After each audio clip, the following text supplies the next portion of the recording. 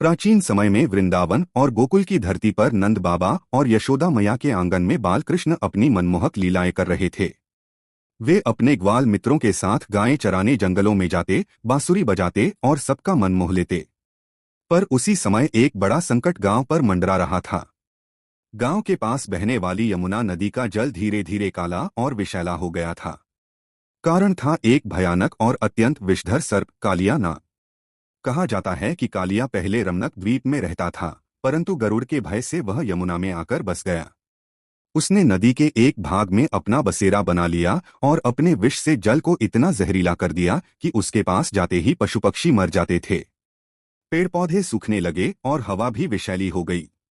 एक दिन बालक कृष्ण अपने मित्रों के साथ गायें चराते चराते उसी स्थान के पास पहुंच गए। खेलते खेलते एक गेंद नदी में जा गिरी। मित्र डर गए क्योंकि सब जानते थे कि उस हिस्से में कालिया नाग रहता है। पर निडर कृष्ण मुस्कुराए। उन्होंने अपने मित्रों को आश्वस्त किया और पास खड़े एक विशाल कदम वृक्ष पर चढ़ गए। फिर बिना किसी भय के वे ऊंची छलांग लगाकर सीधे यमुना के विशैले जल में कूद पड़े। जैसे ही कृष्ण जल में उतरे, चारों ओर हलचल मच गई। पानी में भंवर उठने लगे। कालिया नाग अपने अनेक फनों के साथ बाहर निकला। उसकी आंखें क्रोध से लाल थीं। उसने देखा कि एक बालक उसके क्षेत्र में घुस आया है। वह तुरंत लपककर कृष्ण को अपनी कुंडलियों में जकड़ने लगा। उधर तट पर खड़े ग्वालबाल और गायें भयभीत हो गए। कुछ बच्चे दौड़कर नंद बाबा और यशोदा मैया को बुलाने चले गए। पूरे वृंदावन में हाहाकार मच गया। सभी लोग नदी तट पर आ पहुंचे। यशोदा मैया का हृदय घबराहट से कांप रहा था। इधर नदी के भीतर कालिया नाग ने कृष्ण को कसकर जकड़ लिया। परंतु कृष्ण तो स्वयं भगवान थे। उन्होंने अपनी दिव्य शक्ति से धीरे धीरे अपने शरीर को बड़ा कर लिया। कालिया की पकड़ ढीली पड़ने लगी। तभी कृष्ण ने स्वयं को मुक्त किया और फुर्ती से उसके फनों पर चढ़ गए। अब अद्भुत दृश्य देखने को मिला। बाल कृष्ण कालिया के एक एक फन पर नृत्य करने लगे। उनके चरण जहां पड़ते, वहां से विष का प्रभाव समाप्त होने लगता।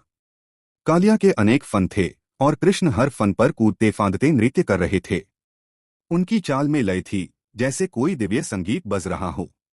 कालिया का बल क्षीण होने लगा। वह पीड़ा से तड़प उठा। कालिया की पत्नियां, जिन्हें नाग पत्नियां कहा जाता है, भयभीत होकर सामने आईं।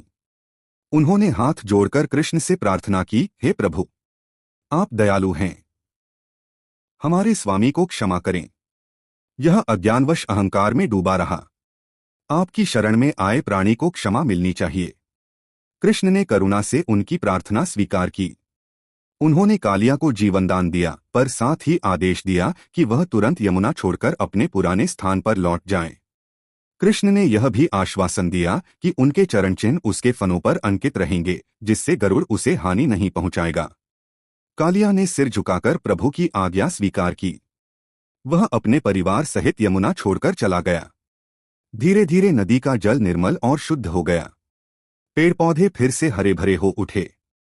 पशु पक्षी आनंद से चहचहाने लगे।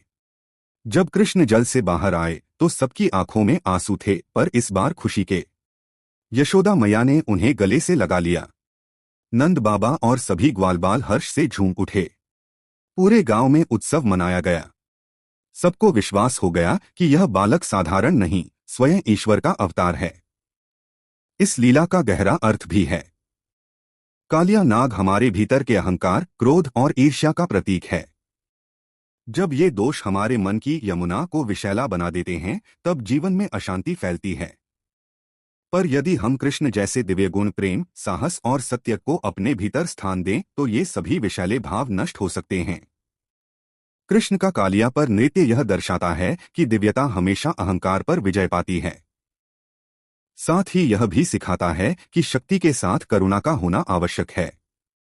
कृष्ण ने कालिया को दंड तो दिया, पर अंत में उसे क्षमा भी कर दिया।